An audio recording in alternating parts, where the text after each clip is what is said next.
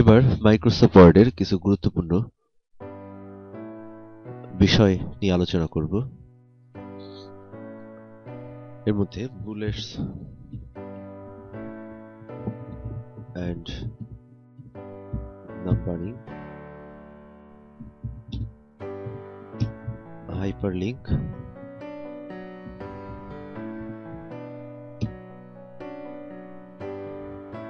Bookmark,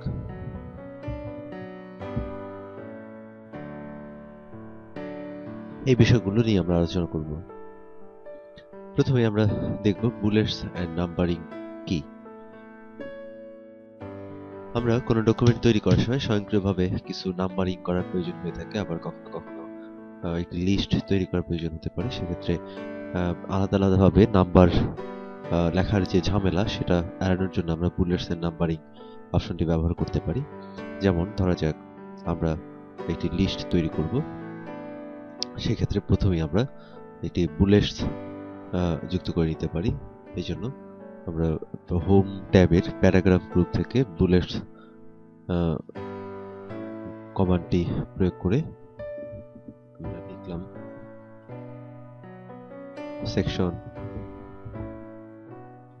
1, section 2, section 3, section 4। এভাবে enter press করার সাথে সাথেই প্রত্যেকটি পেজের সামনে একটি করে বুলেটস যুক্ত হবে। আমরা চাইলে এই বুলেটসকে আবার পরিবর্তন করতে পারি আমাদের প্রয়োজন অনুযায়ী। এই জন্য কমান্ড বুলেটস কমান্ডের ডান পাশে যে অ্যারো বাটনটি রয়েছে এখানে ক্লিক করে আমরা এখান থেকে বুলেটস পরিবর্তন করে দিতে পারি। আমরা যে বুলেটসটি দরকার সেটির উপরে মাউস পয়েন্টার ড্র্যাগ করলেই লাইভ প্রিভিউ হতে থাকবে। এবার যে বুলেটসটি প্রয়োজন সেটার উপরে ক্লিক করলেই স্থায়ীভাবে সেই বুলেটসটি নির্বাচিত হবে। এবার সেকশন 5, এভাবে আমরা বুলেটস যুক্ত করতে পারি। এছাড়া আমরা কোনো লিস্ট তৈরি করার ক্ষেত্রে নাম্বারিং করার প্রয়োজন হতে পারে। এই জন্য আমরা নাম্বারিং অপশনটি ব্যবহার করতে পারি। নাম্বারিং এ ক্লিক করার সাথে সাথে একটি নাম্বার চলে আসবে। এবার আমরা Microsoft Word, Microsoft Excel, Microsoft Office, Access, Microsoft PowerPoint. এভাবে আমরা যতবার এন্টার প্রেস করব ততবার নতুন করে নাম্বারিং তৈরি হতে থাকবে।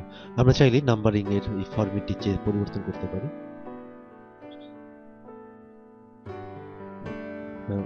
প্রথমে সিলেক্ট করে নেব, সিলেক্ট করে নাম্বারিং এর ডান পাশে যে অ্যারো রয়েছে এখান থেকে আমরা আমাদের পছন্দ মতো নাম্বার ফরম্যাট আমরা নির্বাচন করতে পারি। এছাড়া ডিফাইন নিউ নাম্বার ফরম্যাটে ক্লিক করে আমরা এখান থেকে নাম্বারের 1, 2, 3 এভাবেও আমরা নাম্বারিং করতে পারি। ডিফাইন আবার নন করে দিতে পারি।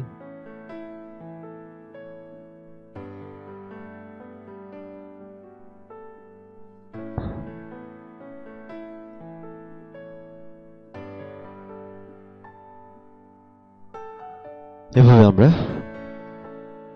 একটি নাম্বারের লিস্ট তৈরি করতে পারি। এবার আমরা দেখব হাইপারলিংক কি।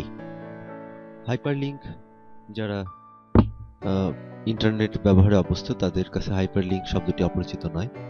হাইপারলিংক বলতে আমরা একটি ডকুমেন্টে অন্য একটি ডকুমেন্টের সঙ্গে অন্য একটি ডকুমেন্টের সংযোগ তৈরি করার জন্যই যে কমান্ড ব্যবহার করা হয় সেটিকে হাইপারলিংক বলা হয়। ধরা যাক আমরা এখানে সেই সেকশনে একটি হাইপারলিংক যুক্ত করব এবং পরবর্তীতে এই সেকশনে ক্লিক করার সঙ্গে সঙ্গে আমরা যেই ফাইলটির সাথে লিংক করব সেই ফাইলটি ওপেন হবে। এই জন্য আমরা প্রথমে সেকশন লেখাটিকে সিলেক্ট করে নিব। এবার হাইপারলিংক ইনসার্ট ট্যাব থেকে লিঙ্কস গ্রুপের হাইপারলিংক বাটনে ক্লিক করব। আমরা টেক্সট ডিসপ্লে হচ্ছে যে হাইপারলিংকটা যে লেখাটুকু সিলেক্ট করেছি সেই লেখাটুকু প্রদর্শিত হচ্ছে টেক্সট ডিসপ্লেতে। এবার অ্যাড্রেসে গিয়ে আমরা হাইপারলিংক যে ফাইলটি করতে চাই সেই ফাইলটির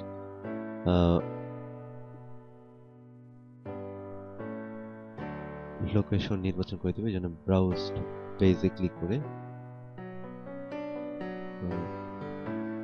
দুঃখিত, আমরা এখান থেকে কারেন্ট ফোল্ডার কি আমরা এখান থেকে ফাইলের লোকেশনটি নির্বাচন করে দেব। ডেস্কটপে রয়েছে ফাইলটি, ফাইল ডেস্কটপে ফাইল ডেস্কটপ। এবার সেকশন যে ফাইলটি রয়েছে সেটি সিলেক্ট করার সাথে সাথে অ্যাড্রেসে ফাইলের লোকেশনটি নির্বাচিত হবে। এবার ওকে করলে ফাইলে একটা হাইপারলিংক যুক্ত হবে। এবার আমরা কন্ট্রোল প্রেস করে যখন সেকশন লেখাটির উপরে নিয়ে যাব একটি অ্যান্ড প্রদর্শিত হবে। আমরা ক্লিক করার সাথে সাথেই সেকশন নামে যে ফাইলটি রয়েছিল সেই ফাইলটি ওপেন হবে। এছাড়া আমরা চাইলে ইন্টারনেটের কোনো অ্যাড্রেস আমরা যুক্ত করে দিতে পারি। এই জন্য সিলেক্ট করে হাইপারলিংক আমরা এখানে লিখে দিতে পারি www.google.com। এবার ওকে করলে একটি সেকশন তৈরি হচ্ছে, একটি হাইপারলিংক তৈরি হচ্ছে। এবার আমরা এখানে ক্লিক করলে গুগলের ওয়েবসাইটে প্রবেশ করবে। এভাবে আমরা খুব সহজেই হাইপারলিংক তৈরি করতে পারি। এবার আমরা দেখব বুকমার্ক। বুকমার্ক অনেক বড় ডকুমেন্ট তৈরি করার সময় কিছু বুকমার্ক তৈরি করে রাখা যেতে পারে। ডকুমেন্ট তৈরি করার পর বারবারই হচ্ছে যেই বিশেষ জায়গাগুলোতে যাওয়ার প্রয়োজন হয় সেই জায়গাগুলোতে আমরা একটি করে বুকমার্ক তৈরি করে রাখতে পারি। যেমন আমরা এর আগে সেকশন তৈরি করেছিলাম। সেকশন তৈরি করার পর আমরা সেকশন অনুযায়ী হেডার এবং ফুটার যুক্ত করেছিলাম। এক্ষেত্রে আমরা একটি বুকমার্ক কিছু বুকমার্ক তৈরি করে আমরা আলাদা আলাদাভাবে বুকমার্ক তৈরি করে রাখতে পারি এবং পরবর্তীতে আমাদের সেই জায়গাগুলোতে যাওয়ার প্রয়োজন হলে আমরা এই সরাসরি গো টু বুকমার্ক দিয়ে আমরা সেই জায়গাগুলোতে চলে যেতে পারি। আমরা এই জন্য 4 নম্বর পেজে ধরা যাক 4 নম্বর পেজে একটি বুকমার্ক তৈরি করব।